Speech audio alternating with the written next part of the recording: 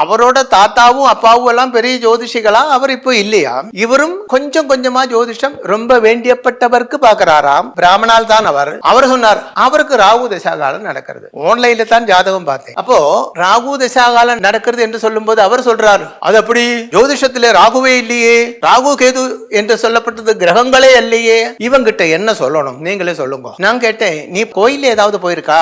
போயிருக்கேனே. அங்க நவகிரகங்கள் பிரதிஷ்டை இருக்கா? இருக்கு. அதுல ராகு கேது இருக்கா? இருக்கு.